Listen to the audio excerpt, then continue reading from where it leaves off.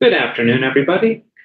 We will be starting the Masonic seminar in 5 minutes at 5 after the hour, so you still have a little bit more time to settle in, get some tea, get comfortable, and prepare for tonight's presentation on the history of Universal Co-Masonry. So 5 more minutes.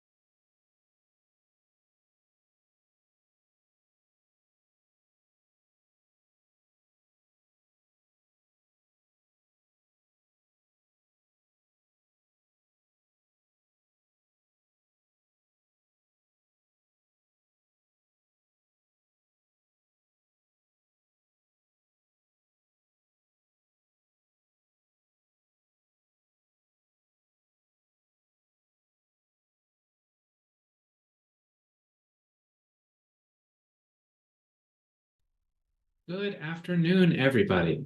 Um, Welcome to the Masonic Seminar Series, Philippine and North America series. As you can tell, I am not Brother Katie Kumsie, who normally runs this. She is currently on maternity leave.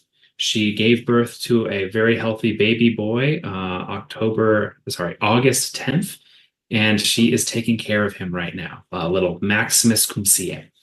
So she has asked me to step in and do the Masonic seminar series for September. She assures me she'll be back for the second Monday in October to do the seminar, per usual. Tonight's presentation is one I got from her. It is about the history of Universal Co-Masonry. I believe she did it last year, but today you'll get to hear my version. So I'm very excited to share that with y'all and to spread some Masonic knowledge. A few notes before we get started. So we've disabled your ability to unmute yourselves. So when we reach the question period, if you want to talk, give your opinion, ask something about co-masonry or the topic at hand, you'll just need to use the virtual hand raise function under reactions. And then Brother Benjamin, who's here assisting me with the technology, will unmute you. One other note, we are live streaming on Facebook, YouTube, and Twitter, X, as they're calling it now. But I'm normally the one who is monitoring those chats. So if you are watching the live stream on one of those platforms, your question will not be read or seen. You'll have to join the Zoom meeting to ask your question. So that's a little bit of a change from previous months. That all being said, there's one other point of this. If you want to send your question or a comment via the chat in the Zoom meeting, send it to Brother Benjamin.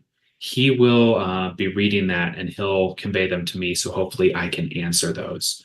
That all being said, we're going to go ahead and get started with the history of Universal Co-Masonry.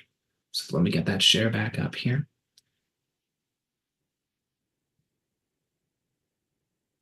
So what are we going to go over today?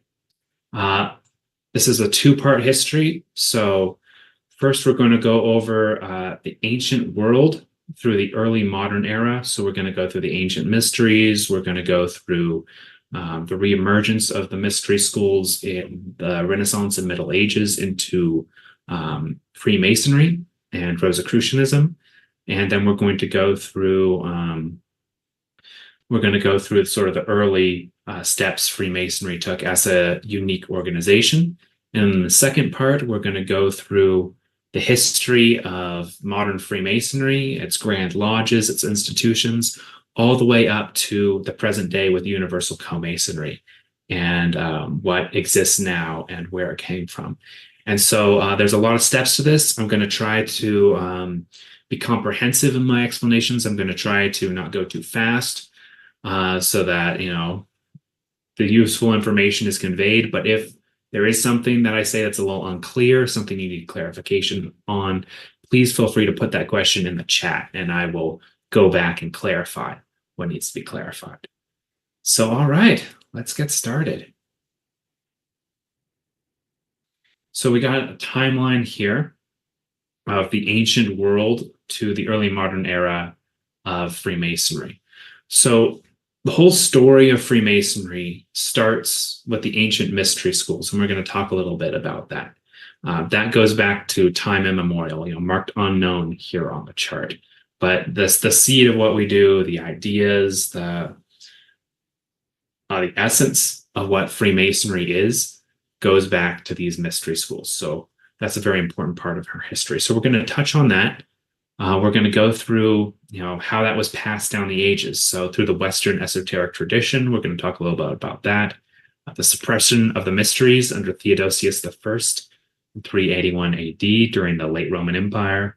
We're going to talk about what happens in the gap after the suppression of the mysteries before their reemergence in the Middle Ages. We're going to talk about some of the physical evidence we have of these mysteries coming back. The Regis poem, the Lodge of Edinburgh, which is one of the earliest physical lodges of what is essentially modern Freemasonry that emerges. And then we're going to go through what is considered conventional Masonic history. which starts in 1717 with the Premier Grand Lodge of England. We're going to go through the spread of Freemasonry throughout Europe and the world, the Grand Lodge of France, Grand Orient of France, which is, we'll get into the significance of that later on. Some of these names might be arcane now, and you don't have to remember them because we'll expand on these later. The formation of the United Grand Lodge of England, which is for sort of half the Masonic world, the dominant Masonic body these days. We're going to go through the split between the Grand Orient of France and the Grand Lodge of England. And we're going to go into how co-masonry, so admitting women to masonry, came out of this, and how that thread eventually leads to us today. So it's going to be a bit of a journey, but bear with me. I think we'll find it. I hope you will find it as interesting as I do, I should say. So we have this quote at the bottom, which I think nicely sets the tone. Ignorance, along with ambition and fanaticism, is the greatest of the three tyrants that have oppressed humanity from time immemorial. And that's from our website, and that's sort of a statement of the essence of this. So first, let's go through the ancient mysteries. So I'm going to read the slide and then stop with if I have something I want to interject. So from the very beginnings of our evolution, man has contemplated the mysteries. From the far-off dancing of the stars and planets to the impenetrable enigmas of birth, life, and death, our minds have been captivated by the mysteries of this universe. In ages past, we erected great temples and monuments to the hidden secrets of nature. Today, we delve ever deeper into the veil of science and human understanding in search of the knowledge that lies just beyond the shadow of our ignorance. By its nature, the mysterious has always lent itself to private exploration and secret gatherings, not for the purpose of concealment from those who wish to know, but rather protection from those who, upon learning, would not treat the wisdom revealed with the reverence it is due, or would use it to serve nefarious ends. It is for this reason that the mysteries of Mithras were practiced in subterranean caverns, and the Druids retreated to their hallowed groves, safe from the misunderstandings of the uninitiated. So those are two of the mystery schools, the ancient mystery schools that we know of in documented history. There were many others. There was the rites of Isis. There were the Essenes within the Judaic tradition. There were, I'm blanking, but there are several different ancient sort of schools that practice these. Mithras and the Druids are two of those. So continuing with the quote, Freemasonry is a continuation of this most ancient of human traditions, for it shares with its remote ancestors the same great thought that unites all mystery traditions, a knowledge of our origins and a vision of our destiny. Freemasonry contains within itself the record of the great cycles of human history, from the rise and fall of empire and civilization to the individual births, lives, and deaths that make up the human experience. It has accumulated under its lofty banner the mystic teachings of all ages, no longer scattered to the winds of time. Freemasonry represents the modern incarnation of the ancient mystery tradition.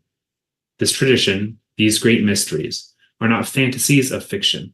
They are the heritage of all human beings. The mysteries are the gateway to human evolution and the pathway to the future Universal Co-Masonry recognizes, and the pathway to the future. Universal Co-Masonry recognizes that these mysteries cannot only be preserved and remembered, they must be practiced and continued so that the flames that they ignite in the minds of humanity must never be extinguished.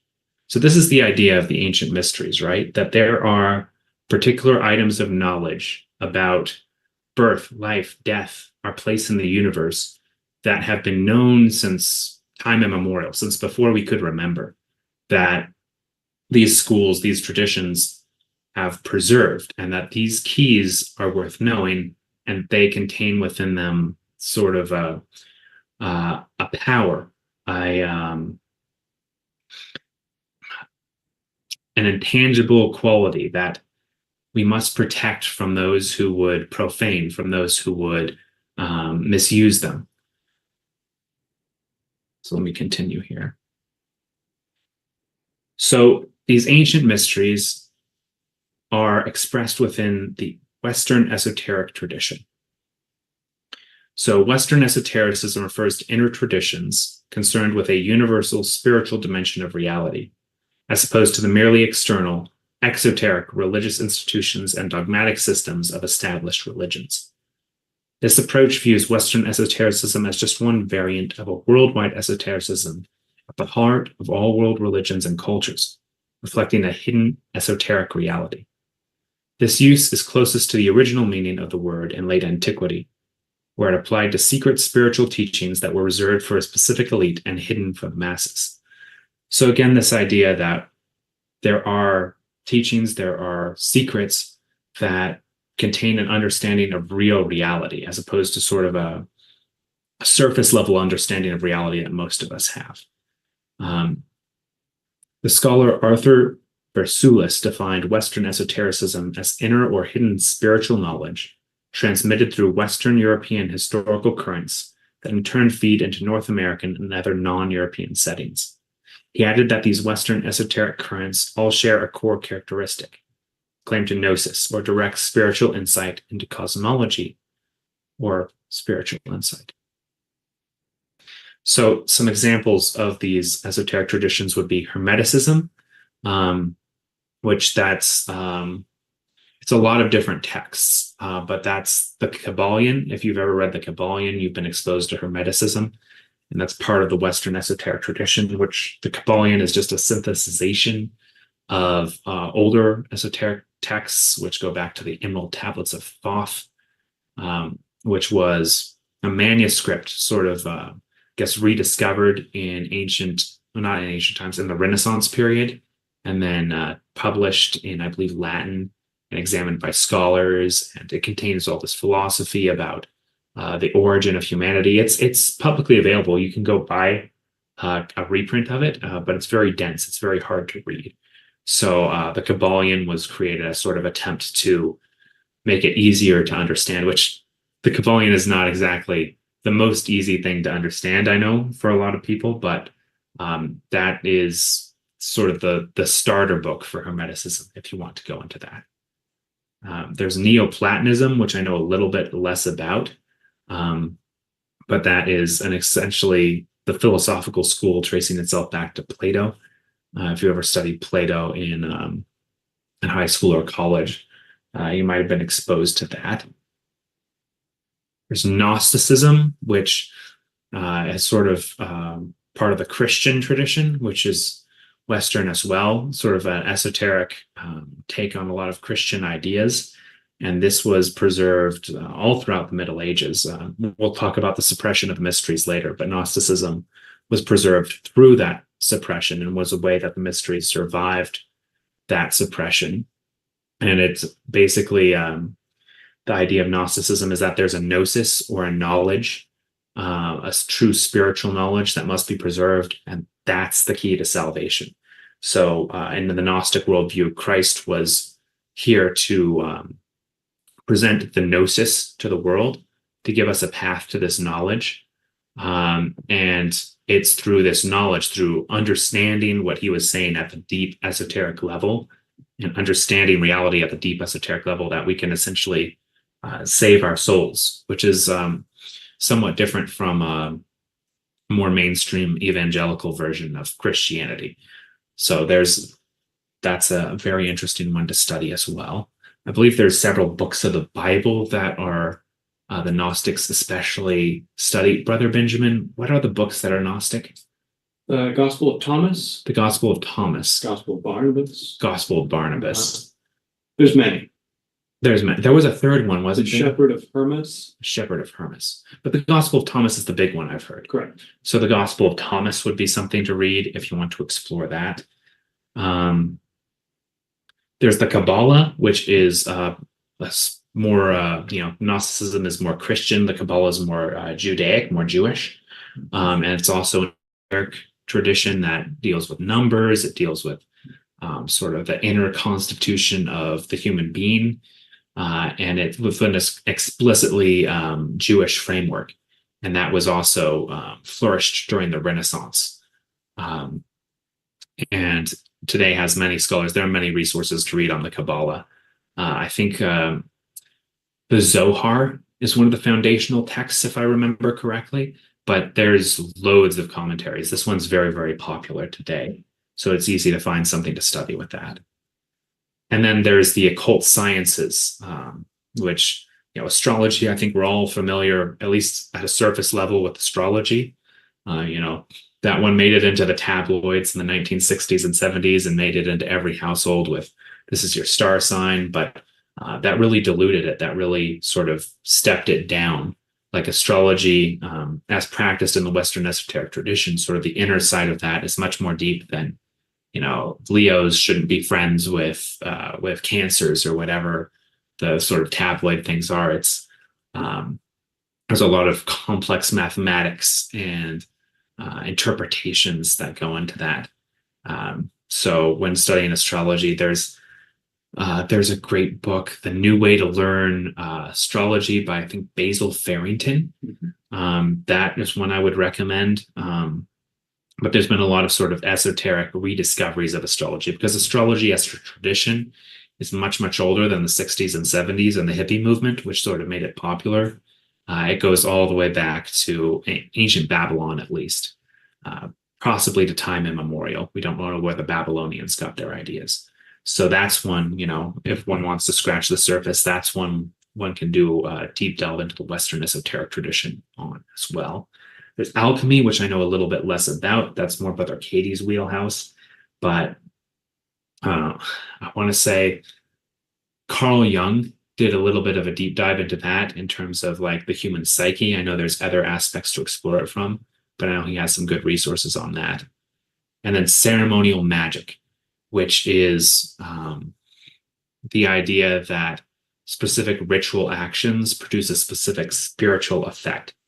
And you can find that in group work, esoteric tradition schools, such as Freemasonry or various others. There's evidence that medieval monasteries would practice this. The Knights Templar in the Middle Ages had specific ceremonies they would perform, quasi-religious. These ceremonies were then, a lot was made up about them, and then they were executed, but that's a whole nother story. But the idea that there's specific ritual actions that produce specific effects, which is something that Freemasonry is keenly involved in, because what we do is ceremony and ritual.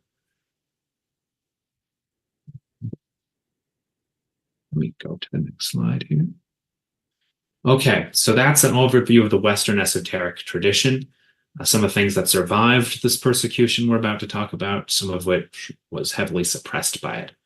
But we're now going to talk about the suppression of the mysteries, which ended the sort of ancient golden age that existed, where in the Roman era, there was almost a pluralistic society, actually somewhat similar to what we have today in at least the United States and Western Europe.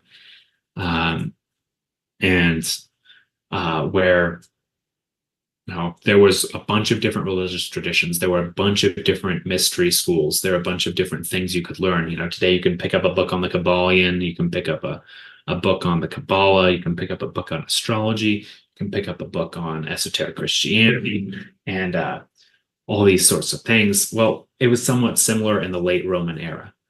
There were all these options to learn. There were all these groups you could join. And that sort of ended in 381. So let me read this slide and then I'll stop if I have something to interject. So the persecution of pagans under Theodosius I began in 381 AD, after the first couple of years of his reign as co-emperor of the eastern part of the Roman Empire. In the 380s, Theodosius I reiterated the ban of Constantine the Great on animal sacrifices, prohibited horsephicy on pain of death, pioneered the criminalization of magistrates who did not enforce anti-pagan laws, broke up some pagan associations, and destroyed pagan temples. So horsephicy, that's the, I'm not sure if you're familiar with sort of orrery divination, but orrery divination was a common pagan practice in the Roman Empire where they would kill an animal and then they would cut the animal open and look at the guts, the entrails of the animal. And by doing that, they would predict the future or answer the question that was asked. So that was banned, and this was part of like a sort of a Christian overreaction to these sorts of things, right? Because at this point, the Roman Empire, had adopted Christianity as its official religion, and started with sort of outrage at these sort of just killing animals for seemingly no reason, and then it grew into a complete backlash against anything that wasn't explicitly Christian. So between 389 and 391, Theodosius I issued the Theodosian Decrees, which established a practical ban on paganism. Visits to the temples were forbidden. The remaining pagan holidays were abolished. The sacred fire in the Temple of Vesta and the Roman Forum was extinguished as the Vestal Virgins were disbanded, and auspices and witchcraft were deemed punishable offenses. Theodosius refused to restore the altar of victory in the Senate House, as requested by pagan senators. 392, he became emperor of the whole empire, the last one to be so. From this moment until the end of his reign in 395, while pagans remained outspoken in their demands for toleration, he authorized or participated in the destruction of many temples, holy sites, images, and objects of piety throughout the empire, in actions by Christians against major pagan sites. He issued a comprehensive law that prohibited any public pagan ritual and was particularly oppressive of Manichaeans. He is likely to have suppressed the ancient Olympic Games, whose last recorded record of celebration is 393. So essentially, he says, we're done with everything. We found the one way. Anything that deviates from it is banned and suppressed. And so a lot of these traditions, a lot of these gnosis traditions, were completely eliminated. There was no more Mithraic meetings. So the cult of Mithras would meet in caves, somewhat similar to our lodges, and they would conduct their rituals there. That was banned. Anything that's secret was banned. And you see this impulse a lot in history. It's the idea that, well, the authorities don't know what you're doing, so you shouldn't be allowed to do it. I think who was it? It was one of the head Nazis who put it very well. If you have nothing to hide, you have nothing to fear. That sort of idea took over and was used to justify anything that was secret, justify the suppression of anything that was secret. So they completely suppress it, but it still exists. The mystery traditions simply go underground. They find other ways to survive. Gnosticism, Gnosticism has its battles with the Orthodox Church in Rome over the course of the Middle Ages, where there's several heretical incidents, there's several persecutions, but at the end they keep this Gnostic tradition alive. Astrology makes its way into Christianity, various things like that. Can't kill an idea. So there's this long sleep, right, where everything is sort of secret and it's underground. There's lots of theories as to exactly how the mysteries survive this period through the ancient building guilds, which are the sort of genetic ancestors, the material ancestors of modern Freemasonry, through the monasteries, through the Knights Templar, through pagans who continue to practice, even though they say they're not. There's a lot of different threads, and maybe the mysteries made its way through this dark period through all of these threads, and maybe it was just a few of them. We don't really know. But that leads us to the first visible reappearance of Freemasonry in the late Middle Ages, early Renaissance. And I would like to stop here because I've just talked a lot. I've just thrown a lot of information at people, and I'm going to stop here and ask if there's any comments or questions, anything anyone wants to get more clarification about or discuss a little bit more. So I'll stop that share. And Brother Benjamin, are there any questions or comments in the chat? Not so far. I'll give people a few seconds. Let me just take a sip of my water.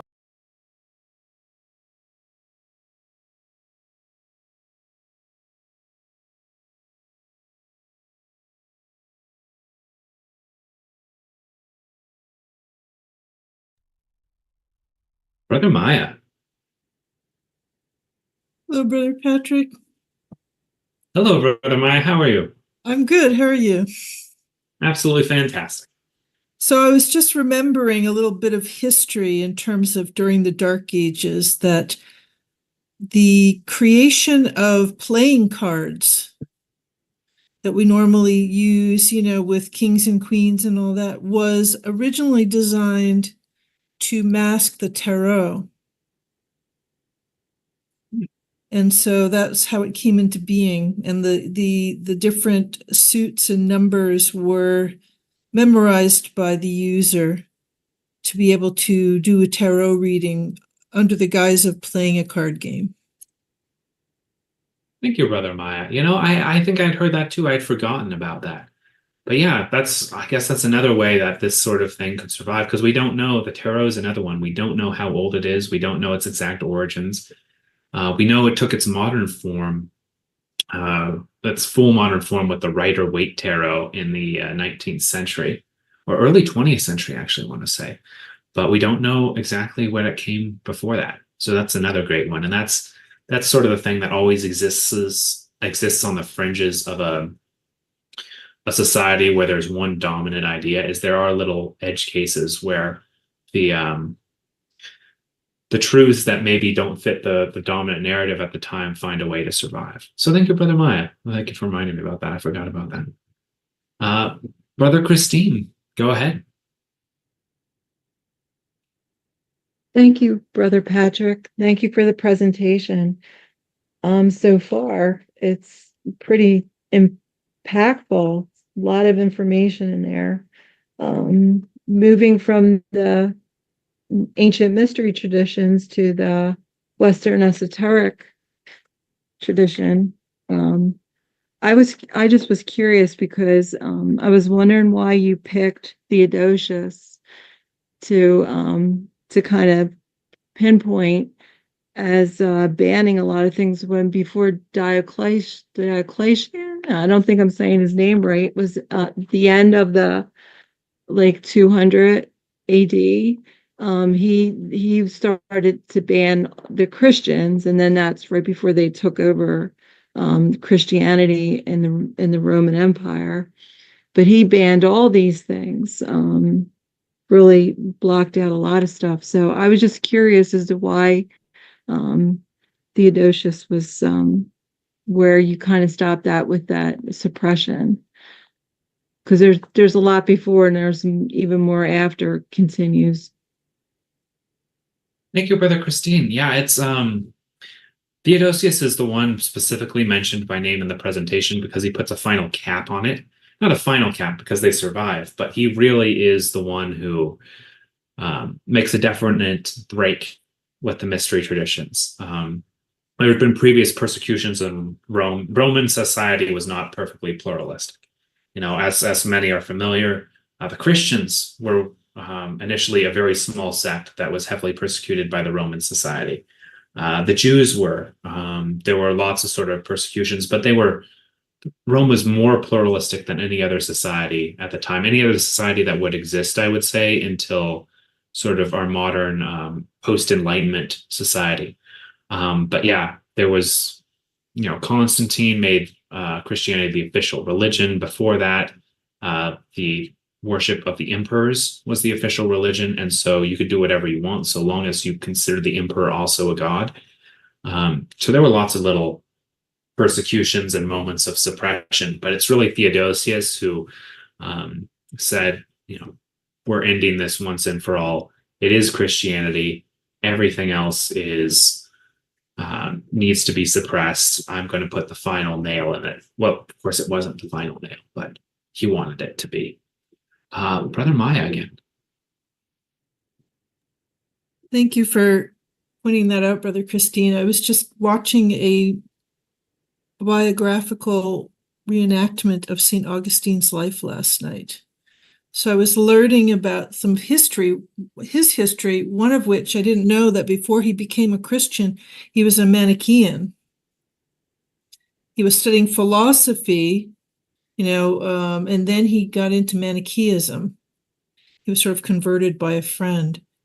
And Manichaeism was a combination of Zoroastrianism, Buddhism, and I can't remember what else, but it was definitely more of an esoteric tradition. But then he was converted to Christianity and then, went on to become St. Augustine. So it was an interesting time. There was a lot, like you said, going on, a lot of different interests. And I don't know, one thought I had about this brother Christine, why Theodosius is, well, he became emperor of Rome, and so he had a lot of power. He was able to enact his persecutions on a very wide scale. He wasn't just sort of a tribal lord in some corner of the realm. He was the emperor. So it had a significant impact. Thank you, Brother Maya. And I very much like the point of, St. Augustine. I didn't know that. I didn't know he was Manichaean. But that's another way these traditions survive is one, they sort of seep into the dominant culture. And you see this throughout sort of this Dark Ages period, which the Dark Ages is a bit of a misnomer. They weren't that dark, but that's a battle for another day.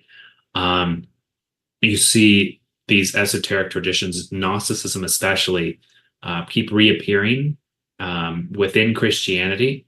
And then once these movements gain an amount of followers, they either become institutionalized into usually like a Christian sanctified thing, I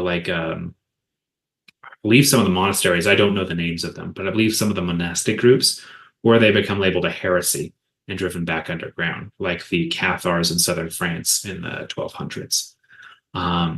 But there's this constant battle until the Renaissance, when, we're going to get to that in a second, but when Freemasonry emerges and Rosicrucianism emerge, and they are not persecuted. Sherwin, go ahead.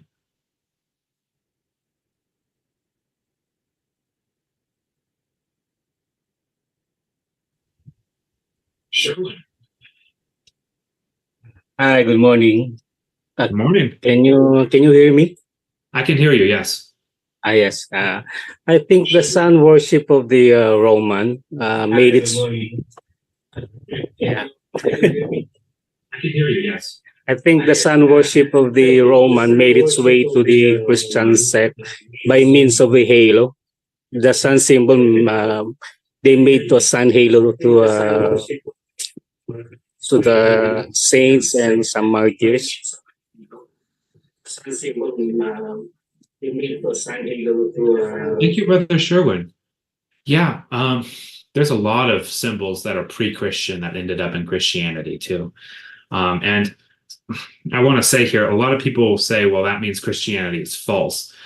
I don't necessarily think it does. I think it just indicates that all these sort of religions are part of a greater tradition that they're all sort of walking down, and Christianity is no different than that from, say, Buddhism or Judaism.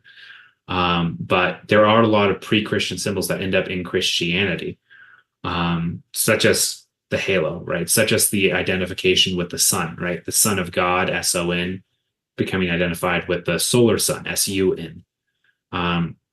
So there's a lot of that. And it's the study of that is part of how the esoteric tradition keeps itself alive during this era, especially by those who are, in the Christian universities in Paris and the monasteries who have access to books. They're keeping this alive. The monasteries preserved everything. So even if it wasn't necessarily in line with church doctrine, they copied a lot of ancient works. That's how we still have the Roman literature we have today, is because it was preserved in these Christian monasteries. So, yeah, good point. The Christians did not just end everything that came before. It was Christian now. So again, that's one of the reasons I say the Dark Ages weren't actually that dark. I think painting the Dark Ages as dark is a later effort that happens in the Enlightenment, because everyone in every era wants to think they're living in the greatest time in human history. And that means they have to make sure that people understand the past was bad. But that's an oversimplification. That's not something I'm going to go into too much today. Are there any other questions or comments? Brother Benjamin, did anyone jump in the chat? One moment.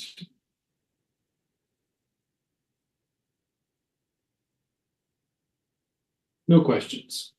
All right, then I will continue the presentation. Let me bring this back up here. So we have, oh, let me wait for it. There we go.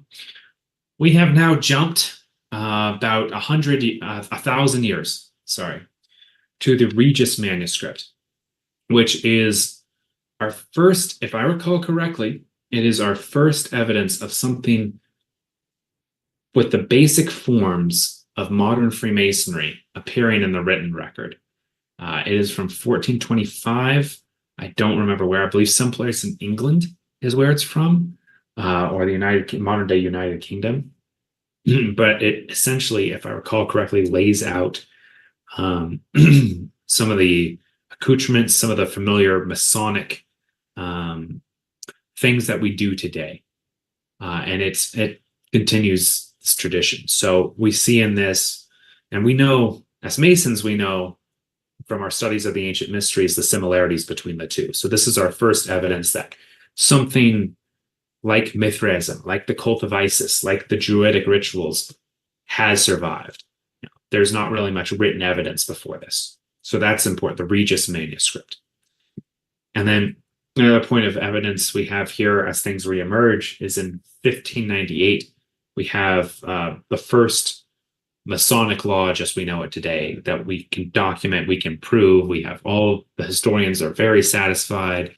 They can't disprove that it was there, which I believe is in Edinburgh, Scotland. And we have a picture of it right here.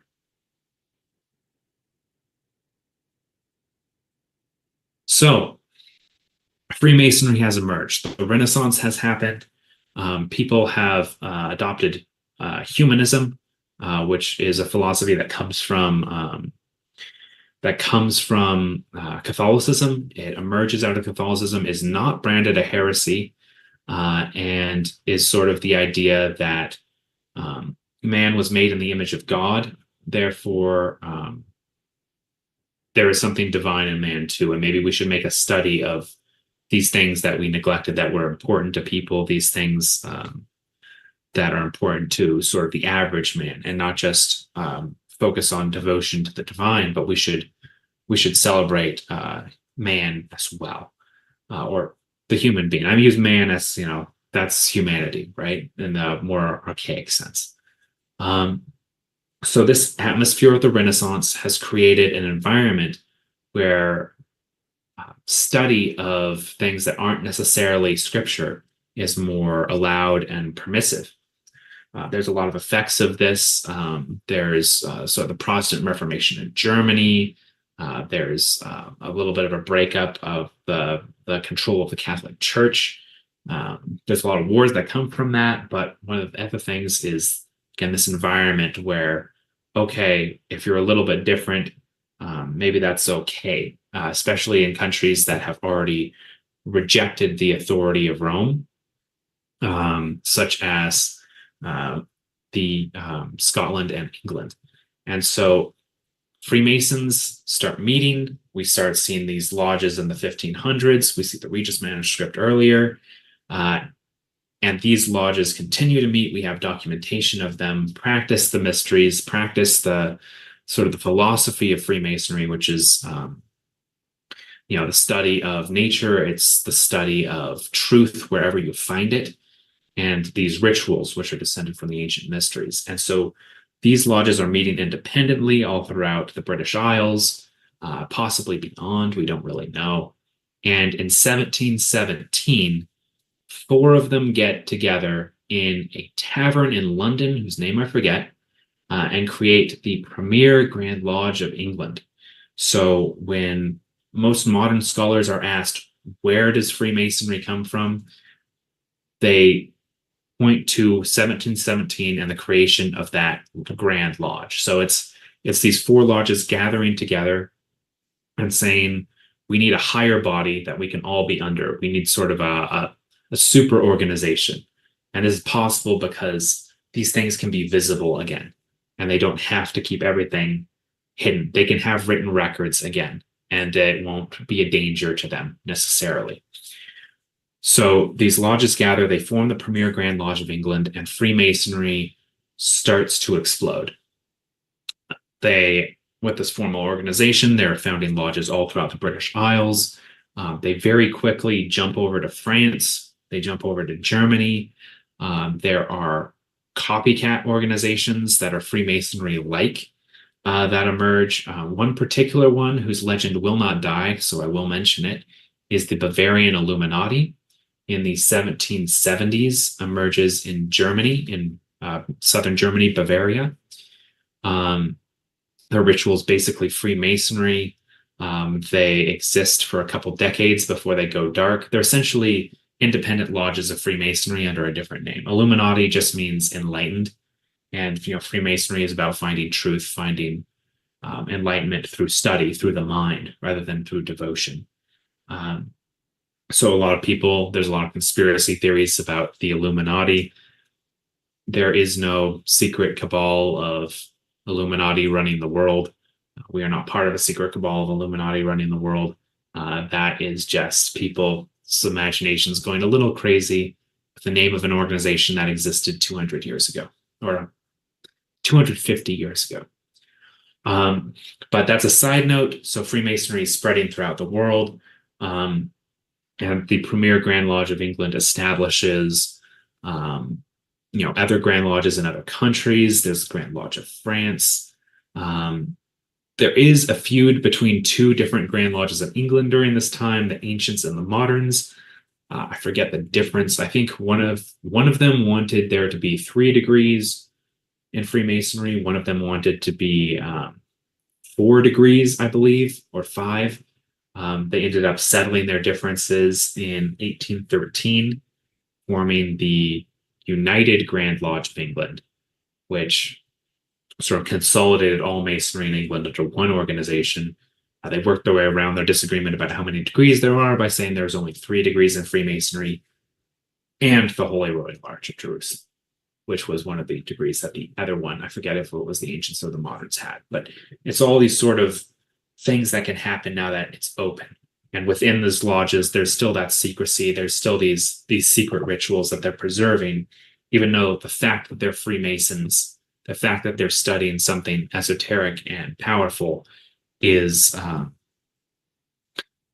open again. In fact, to this day, so Freemasonry became so mainstream in England and Scotland and the British Isles that the royal family itself became involved, and they were initiated. And to this day, the head of the United Grand Lodge of England is a member of the British royal family. And as we'll see, the United Grand Lodge of England is still the premier organization that half the world's Masonic organizations, including most of the ones in the United States, look to for leadership and guidance. So there is I believe that is the seal of the Premier Grand Lodge. Brother Benjamin, do you know if that's the Premier or the United Grand Lodge of England? I don't know either. That's one of those organizations. It's not the UGLE, so. Okay, so that would be the Premier Grand Lodge of England then. So that's the seal of the first Grand Lodge. And there's the Grand Lodge of France, established in 1728. So that's 11 years after the Premier Grand Lodge of England. There's I believe they got their rituals through Scotland rather than through England. But they also established they're big. This is a major Enlightenment country. They're free thinkers, and the ideas of Freemasonry are spreading. And there's the seal of the Grand Orient of France, which will become a very important player in the story of Freemasonry. I believe that is the United Grand Lodge of England seal. Right. And that's the seal, the crest of the United Grand Lodge of England. So as you can see, very bold. It's in 200 years, they've gone from hiding, and the mysteries have gone from hiding to having official seals and publications and members of courts among their ranks. Oh, I skipped way too far. Okay. So before I get to this part, I should talk a little bit about the Grand Orient of France, because the next slide implies that you know a little bit. So the Grand Orient of France is established in France, and it starts diverging from the United Grand Lodge of England. So I mentioned the United Grand Lodge of England is sort of the leader of half of the Masonic world. The Grand Orient of France becomes the leader of the other half. They become a bit more secular. The United Grand Lodge of England becomes paired with the royal family. It becomes paired with Christianity, with the Anglican Church. That's very, very important that you are a member of the faith, that you're loyal to the crown, and so that you can be a member. So it becomes sort of this sort of more institutionalized institution, I guess, for lack of a better word. The Grand Orient of France, it still practices the same rituals. You know, there are still spiritual elements to it, but it doesn't ally itself with the King of France. It doesn't have a strict insistence on religious faith for its members. Over time, this eventually goes to allowing atheism. So these two eventually have a split, and it splits the Masonic world.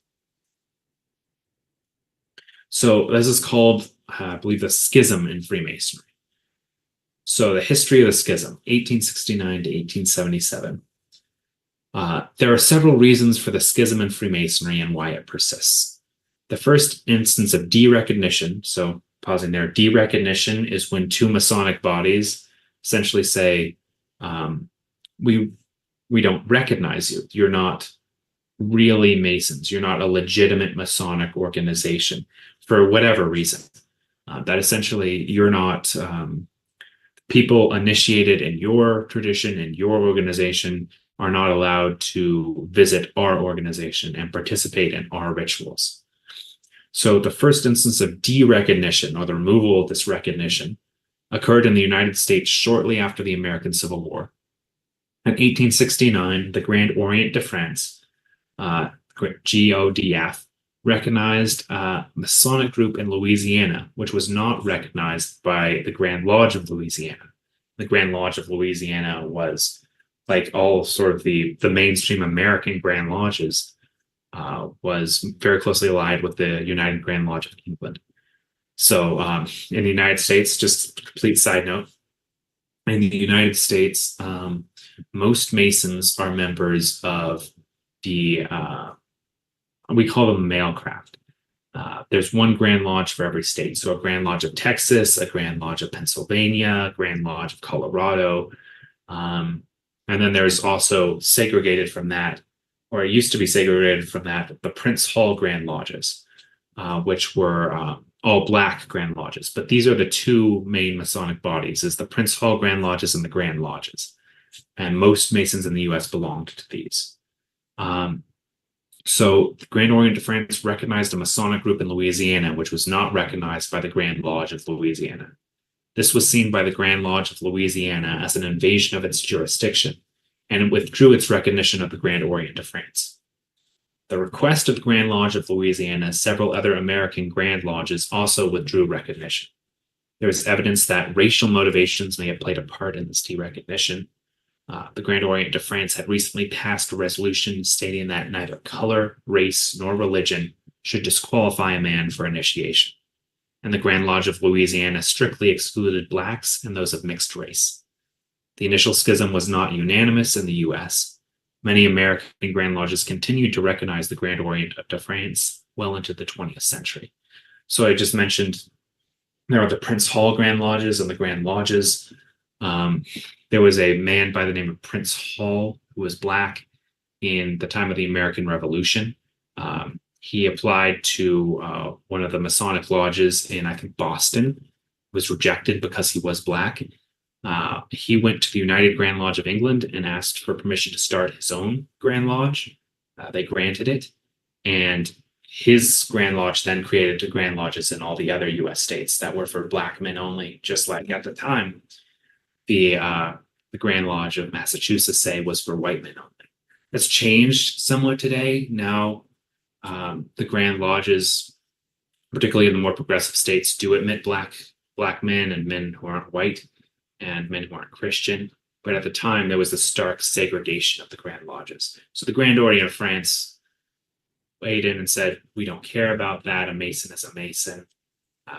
Grand Lodge Louisiana said, no, we should only recognize white Masons. And then it started this split. So Grand Orient of France is already taking this more inclusive line that race doesn't matter, that what particular religion you are doesn't matter. And this starts the split between the two. So the 1877 schism. The schism widened in 1877 when the Grand Orient de France changed its constitutions to allow for complete religious laicite. I think it's laicite. While the Anglo-American tradition had long required candidates to acknowledge a belief in deity, Grand Orient de France removed that requirement, stating that laicite imposes that all men are given without distinction of class, origin, or denomination, the means to be themselves, to have the freedom of choice, to be responsible for their own maturity and masters of their destiny. In some, the Grand Orient de France would admit atheists, while the lodges of the Anglo-American tradition would not. The United Grand Lodge of England then withdrew its recognition and declared the Grand Orient de France to be irregular, or not properly made Masons. As other jurisdictions tended to follow the lead of either the Grand Orient de France or the United Grand Lodge of England, schism widened. And today there's two separate Masonic worlds. There's those who come from the Grand Orient de France, which is continental Europe mostly, and places that, like Latin America, it's Grand Orient de France. And then there's places that follow the United Grand Lodge of England, which is the United States, Canada, Australia, sort of the Anglo-sphere. And India, I believe, is also more under the United Grand Lodge of England, places that were touched by the British influence. But these are the two main reasons. So there was this racial matter, and then there was this religious matter that split the two organizations. Keep skipping slides. There we go. So here we enter into another area, which is women.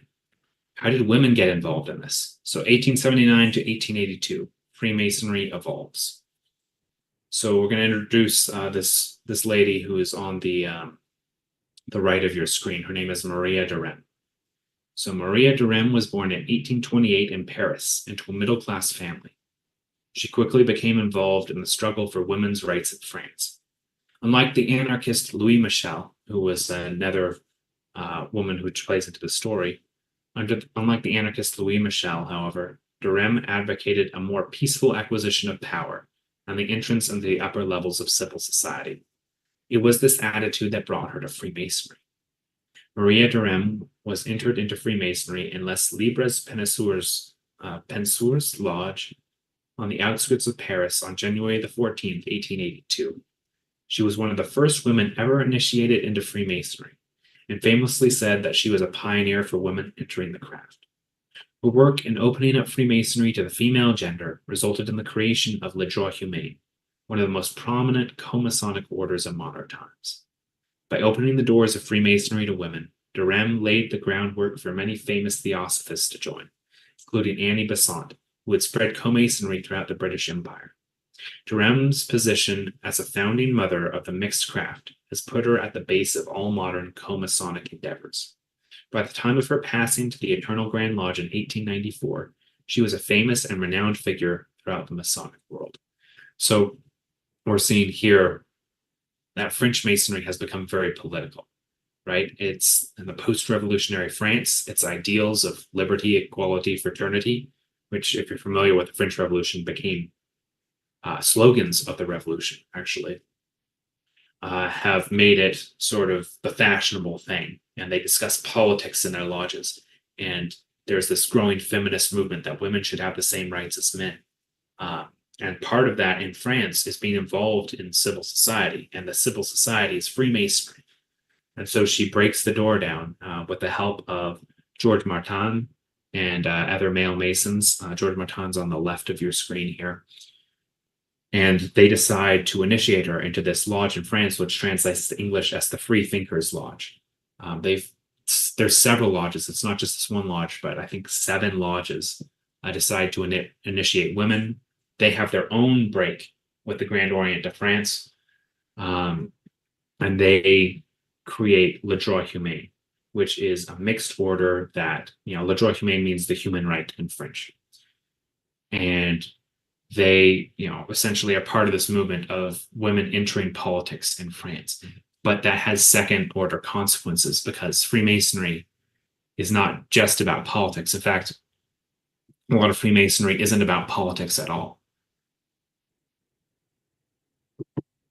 So here's a little timeline of our modern history. Let me look at our time. All right, we're good on time. That's excellent. So we're going to go from the formation of Le Droit Humain through the theosophical influence on Co-Masonry, particularly Universal Co-Masonry through Annie Besant and the other early theosophists. We're going to look at Co-Masonry coming to the United States, because remember I mentioned previously, the United States at this time is dominated by these male-only Grand Lodges and the segregated Prince Hall Lodges. We're going to go through the 30s, Edith Armour, the consolidation of our order, tensions between us and the larger Co-Masonic world, and a split that happened in 1994. And we are, going to go to the modern day, to us becoming what we are today. So let me just read this quote again, which was at the first part, but I think it's a good reminder of what Freemasonry is. So ignorance, along with ambition and fanaticism, is the greatest of the 3 tyrants that have oppressed humanity from time immemorial. You know what? Actually, I should pause here before I get into this and see if there's any questions or comments. So I'm going to go ahead and pause, see if there's any questions or comments, anything in the chat. And is there anything that maybe I breezed through too quickly? Anything anyone would like any clarification about? Anything like that?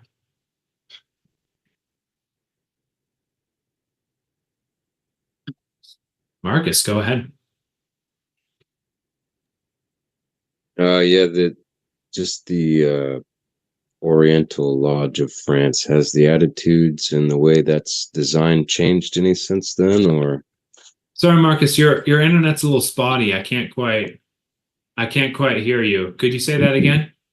I was questioning about the state of the Grand Lodge of France, or the Oriental Lodge of France, if that's still, like, America is an issue. Is England still an issue? Do they all coincide well now?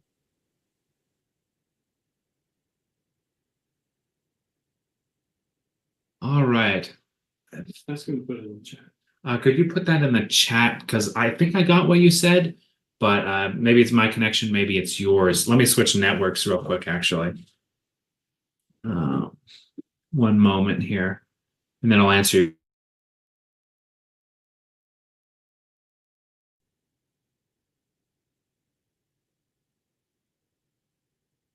All right, so Marcus, if I understood your question, you're asking if the Grand Orient de France is still a factor in the Freemasonic world. Is that what you're asking?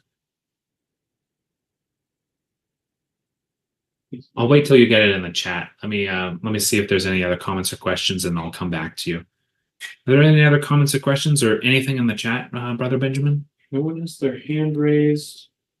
No questions on YouTube or Facebook. Nope.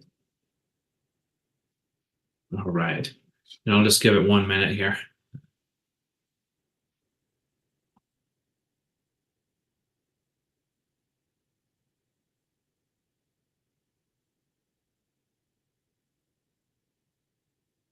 Oh, okay. I see the question here. So the Grand Orient of France and its problems between the United Grand Lodge of England, have they been reconciled? No.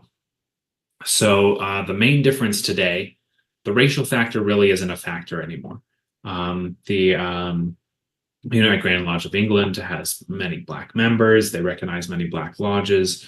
The lodges in the United States have largely desegregated. There's still a few traces of that in the Deep South, but what are you going to do about that? But the main issue between the UGLE, the United Grand Lodge of England, and the American Grand Lodges on one side, the Grand Orient of France on the other, is the issue of religion. So the Grand Orient of France allows atheists. It allows open atheists. It essentially doesn't ask if you believe in anything. There's still elements of religion in the rituals, but they don't vet their members for belief in a supreme power. The UGLE and the American Grand Lodges do. And Universal Co-Masonry, though springing from the French side of things, actually also does. We require belief in a supreme power for those who wish to join. So in that way, we sort of combine the two streams in ourselves. But these two organizations, the French and the British Masons, are still at loggerheads about the issue of atheism and whether an atheist can ever truly be a Freemason. I have another question here in the chat. And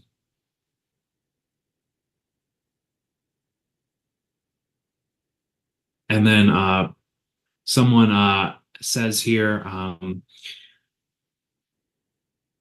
the biggest jurisdiction here is that of the Grand Lodge of the Philippines. So that's another point. So the Philippines is part of sort of the Anglosphere of Masonry because it was colonized by the United States from the Spanish-American War. It's the American style and therefore the Anglo style lodges that are there. So they're part of the Anglosphere. They require belief in the supreme power. I've got someone who'd like to ask a few questions here. Okay, another question.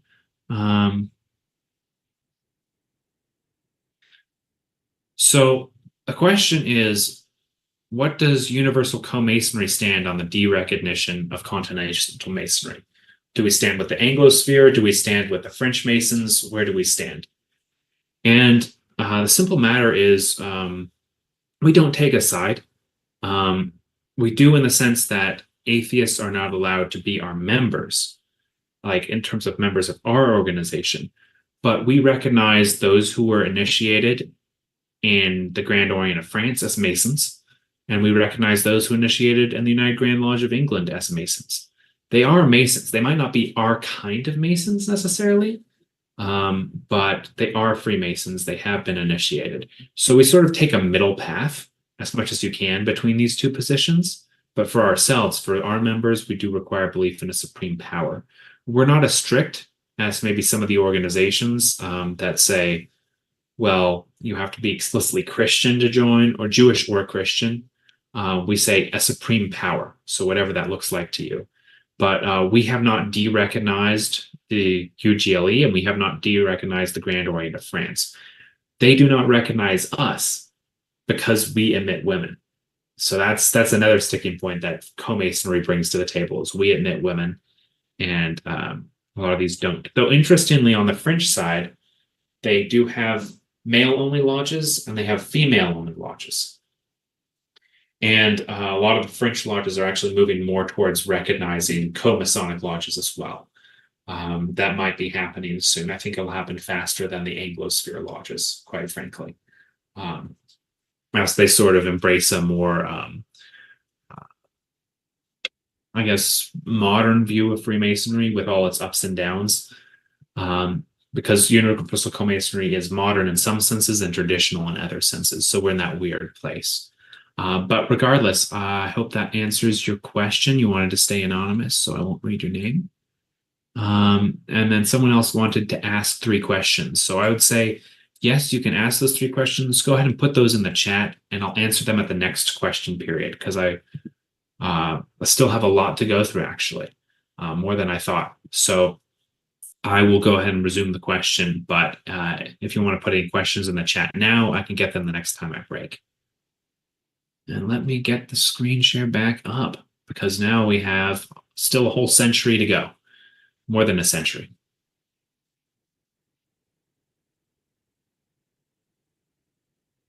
All right, so the birth of Le Droit Humain, the first mixed Grand Lodge. So it was in the Grand Lodge Symbolique de France in 1879. So I was wrong. It wasn't the Grand Orient de France that it sprang from. It was the Grand Lodge Symbolique de France, which I believe came from the Grand Orient of France itself. But so that's a side note. Back to the point. It was in the Grand Lodge Symbolique de France, 1879, that Mademoiselle Marie de Rem, a staunch worker and lecturer for the welfare of humanity in general and women's rights in particular, was initiated into masculine Freemasonry in the Lodge Libre Penseur in Pec, a small town outside Paris. Thus started the important events that led to the forming of the order known as International Co-Freemasonry, Le Droit Humain. Under the influence of George Martin, a number of prominent women were initiated, and a new mixed lodge was founded in Paris in 1893, with Dr. George Martin becoming its founder. A constitution was drawn up under the title of Grand Lodge Symbolique Écossais Mixte de France. Écossais means Scottish, with its first lodge called Le Droit Humain. Its activities restricted to craft masonry. So I guess I don't really need to say more because I already sort of covered that. But yeah, co-masonry springs from this very political environment focused on human rights. So the next step in our journey to where we are today is co-masonry comes to England. So this is largely due to this woman here on the right, Annie Besant, brother Annie Besant. So Besant saw Freemasonry, in particular co-Freemasonry, as an extension of her interest in the rights of women and the greater brotherhood of man, and saw co-masonry as a movement which practiced true brotherhood, in which women and men worked side by side for the perfecting of humanity. She immediately wanted to be admitted to Le Droit Humain. The link was made in 1902 by the theosophist Francesca Arundel, who accompanied Besant to Paris along with 6 friends. They were all initiated, passed, and raised into the first 3 degrees. Later that year, Besant helped to bring co-masonry to England, founding Emulation Lodge No. 6 in London. Through dedication and hard work, Besant rose to the 33rd degree of ancient Freemasonry, joined the Supreme Council, and became most puissant Grand Commander of the British Federation of Le Droit Humain. In an address delivered in 1909, she explained the importance of initiating both men and women as equals in Freemasonry, stating, quote, "Co-masonry has risen from the bosom of masculine masonry in order to bring women into that ancient fraternity on exactly the same terms as men, and thus to restore the whole brotherhood to the position from which it fell when it broke its link with the ancient mysteries by excluding women from its ranks."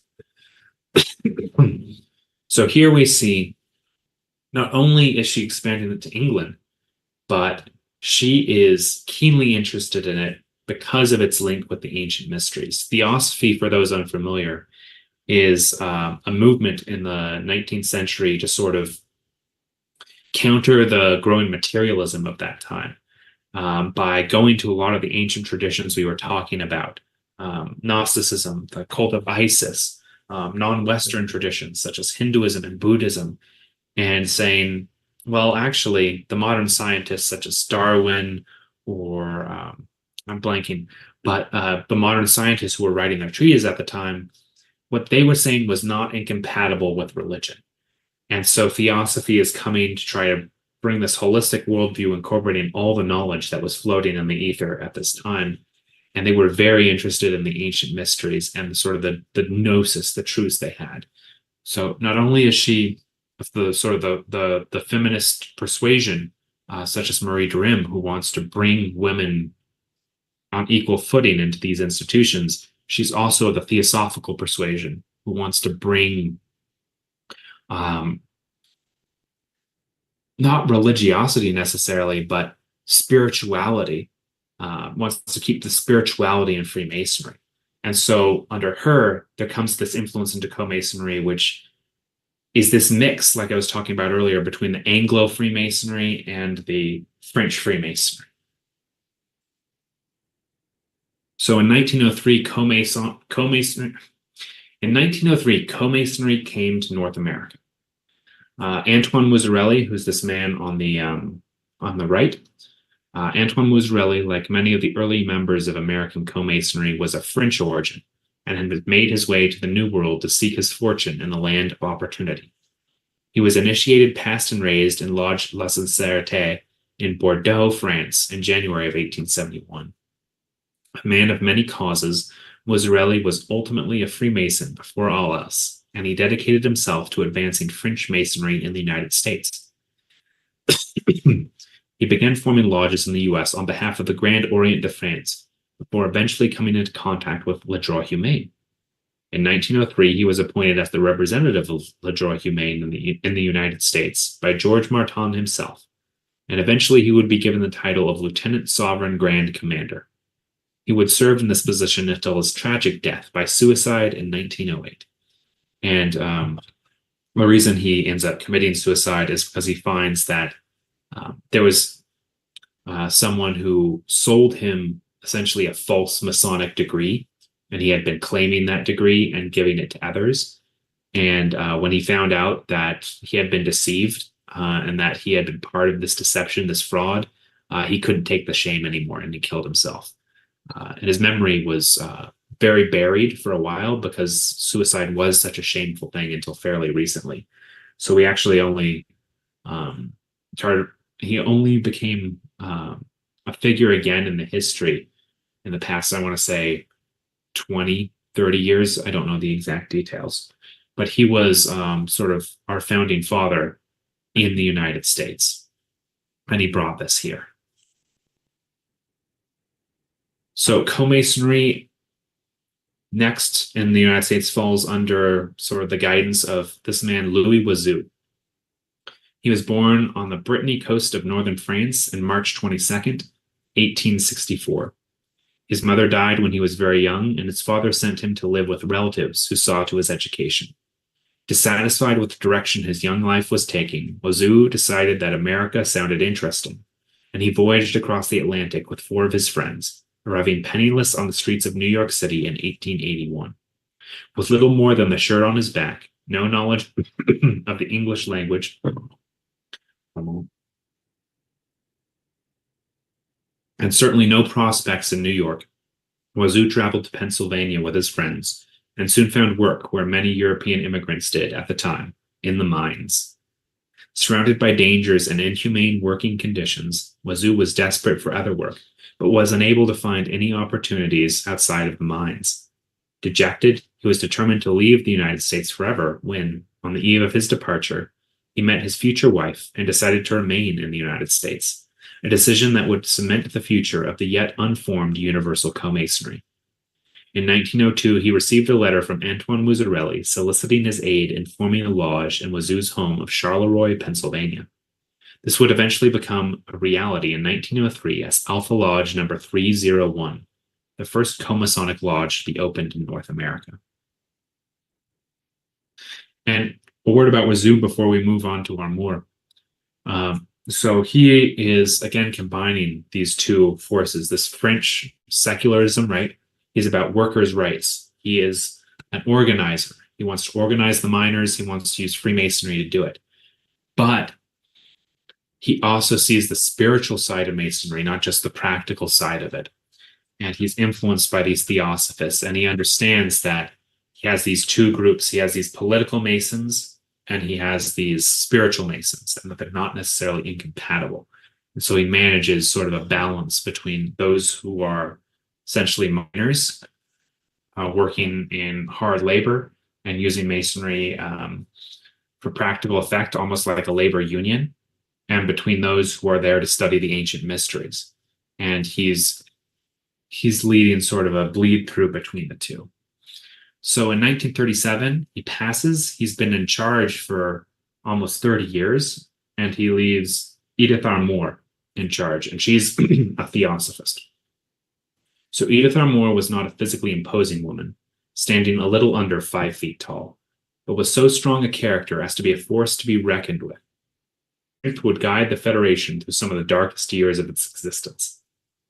Facing a sharp decline in membership after the death of Louis Wazoo, Armour assumed the leadership of a federation in chaos. She began her administration with a year-long tour of the United States, visiting as many lodges as she could behind the wheel of her car nicknamed Old Hiram. Armour restored faith in the Federation and American Co-Masonry wherever she went. She assumed office in the midst of the Great Depression and will preside over the order during the dark days of World War II. It was during her term of service that theosophical membership in the order would dramatically increase. As many of the lodges that Mozzarella and Wazoo started during their respective terms closed, Armour's encouragement of theosophical interest in the craft of Freemasonry would sustain the membership throughout the 1940s. So we're coming up on a bit of a split. As you see, we're becoming more theosophical. We're becoming more interested in the ancient mysteries and religion. And at the same time, the Supreme Council of Le Droit Humain in Paris is becoming more secular. So I'm going to read this and maybe stop to interject.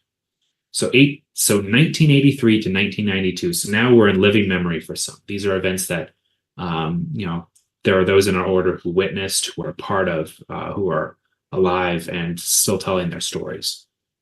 So the tensions that ultimately would lead to the split did not start in the 1980s, but from the beginning in the early 1900s. It was Louis Wazoo who issued the warning to the Supreme Council of Le Droit Humain that the American spirit of freedom and independence could not be squelched under foreign leadership.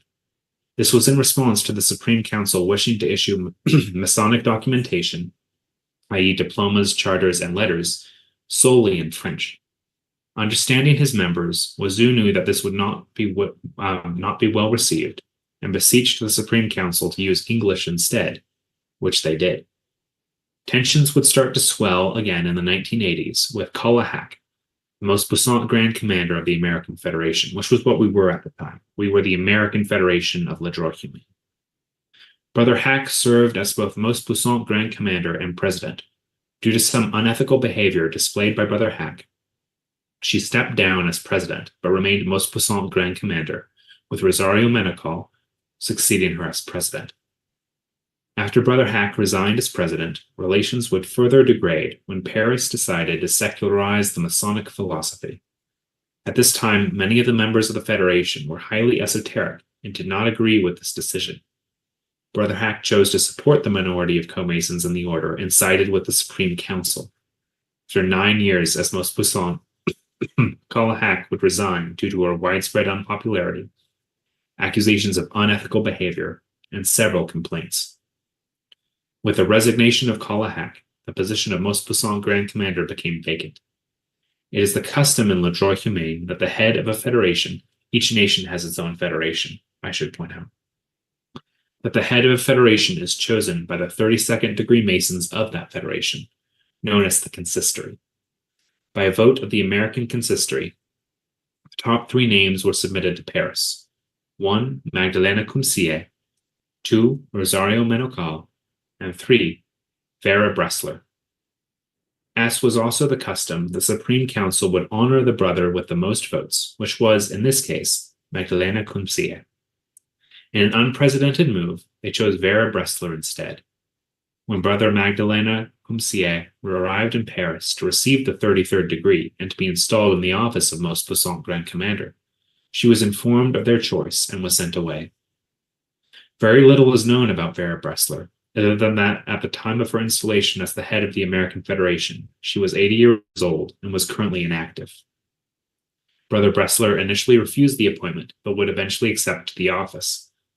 Despite the loyalty of the membership in supporting this decision, Brother Bressler would be the last most puissant Grand Commander to serve the American Federation under the auspices of Paris.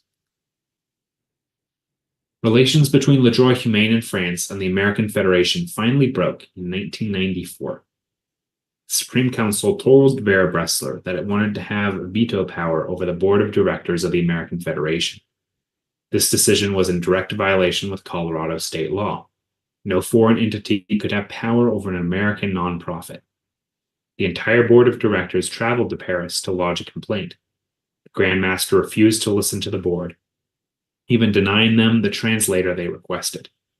After several attempts to discuss the matter, the brothers returned to the United States as quickly as possible. A referendum was issued to all voting members of the American Federation. It contained the question, should the American Federation stay with Le Droit Humain?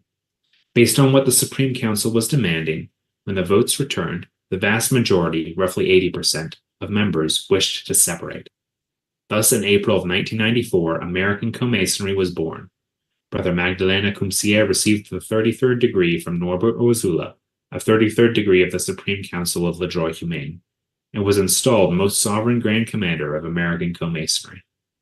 Serving for life, the Most Sovereign Grand Commander has worked tirelessly since 1994 to establish American Co-Masonry as a leading co-Masonic organization throughout the Americas, while remaining true to Freemasonry's esoteric roots.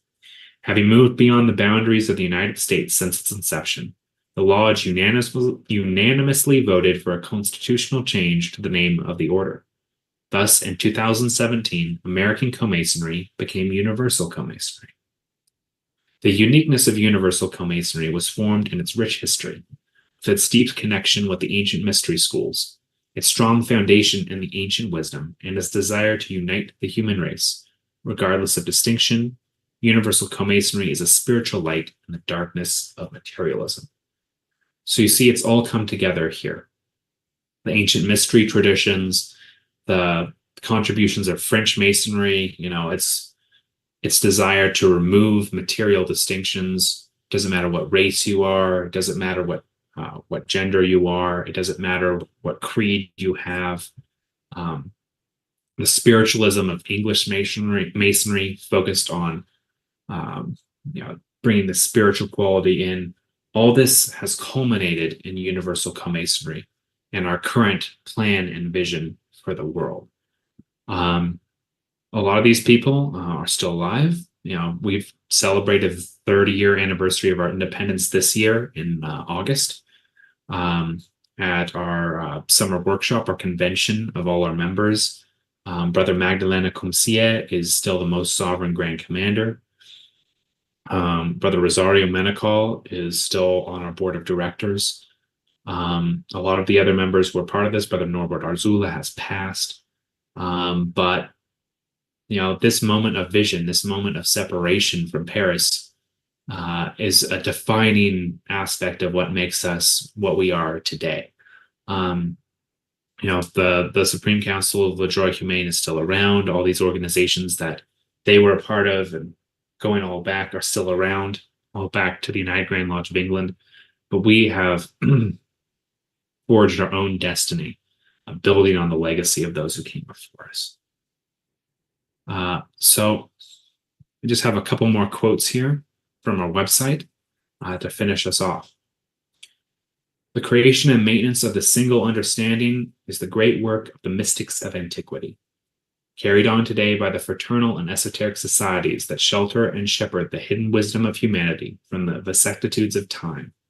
Ever since the first glimpses of the divine plan were made visible to humanity, we have been in danger of losing them, and, in doing so, losing the path altogether. Human knowledge is a fragile thing, more fragile than we are willing to admit. Great towers of understanding have been destroyed in an instant, whether by natural calamity or human avarice, and the time spent rebuilding them has set back our species from achieving its full stature. Human beings are incredible creatures, capable of creating technological marvels, religions of great depth and intricacy, and winning victories and achievements that defy the brutal relentlessness of nature. But each of these accomplishments require that we stand on the shoulders of giants to reach the heights. And that concludes my presentation, everyone. Let's see. We have, actually, I'm going to go ahead and close us out, but I will stay on after for anyone who has any final thoughts or questions. So thank you, everyone, for coming to September's Masonic Seminar Series. I greatly appreciate the opportunity to give this presentation. History is one of my passions, especially our history. Thank you all for coming out. I appreciate y'all and have a great night. Katie will be back in October. I don't know what she'll be presenting on, but hopefully, definitely it'll be something good. And if you want a slightly different take on what I just presented, the video of Katie presenting it last year is up on YouTube, Facebook, and I believe Twitter. So you can go seek that out on our Facebook page or our Twitter page or our YouTube page. And we have a whole playlist on our YouTube page of all these seminars for those who wish to enjoy. But thank you very much for coming out. Have a good night, everyone. I'm going to go in the stream, and then I'll stay around to answer any questions about membership or anything like that. But have a great one, y'all.